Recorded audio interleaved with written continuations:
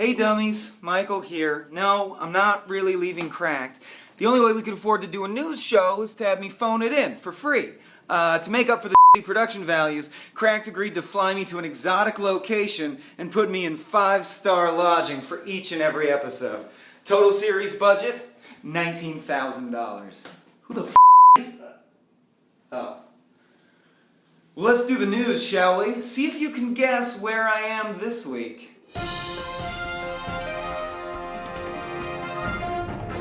In royal baby news, newscasters the world over are still reeling from no longer being momentarily allowed to discuss Kate Middleton's vagina on television.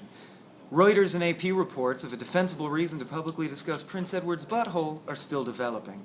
We will, of course, keep you posted throughout the newscast. In response to the George Zimmerman acquittal, Reverend Jesse Jackson has brought national attention to a similar Jacksonville case in which a black woman was sentenced to 20 years in prison after only 12 minutes of jury deliberation for firing a gun into a wall in order to try and scare off her abusive husband.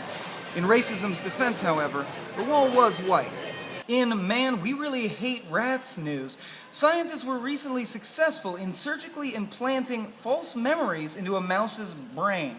By shining lights onto conditioned neurons using fiber optic cables inserted into the rat's skull, they were able to trick the rat into believing that a safe environment was unsafe and dangerous, and not simply because the environment included skull-piercing fiber optic cables. The researchers went on to say that they could have easily done the reverse, tricking the rat into thinking that an unsafe environment was safe and comforting. But they didn't, because they hate rats and will not rest until they have all been ground into a thin paste of data. On the bright side, this emergent technology may well breathe new life into my spec screenplay idea, Ratception. The King of Spain recently visited victims of a train derailment because nothing cures train crash wounds like a visit from the King of Spain.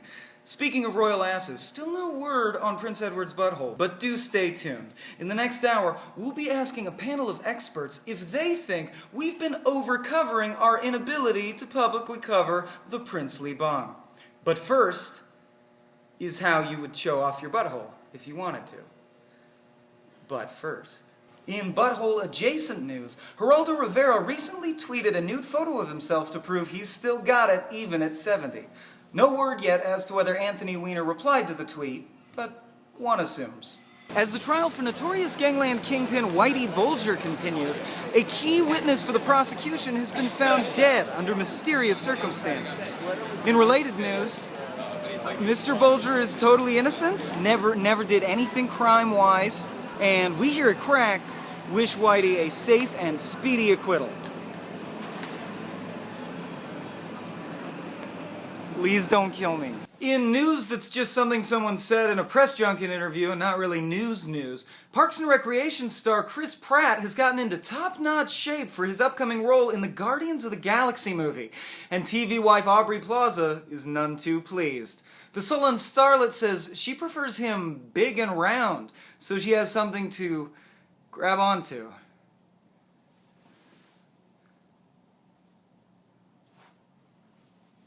You like that, Aubrey? Huh? Is that good? You want to grab on it? Michael, I'm sorry to interrupt. This just in. Official word, yes, it is a boy. Prince Edward's butthole is a boy. And the people of the United Kingdom rejoice. It's a boy! Roll sound.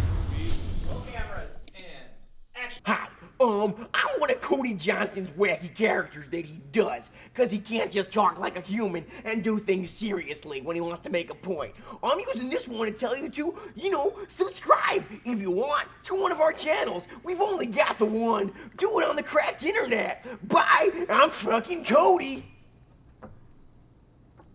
Subscribe to it.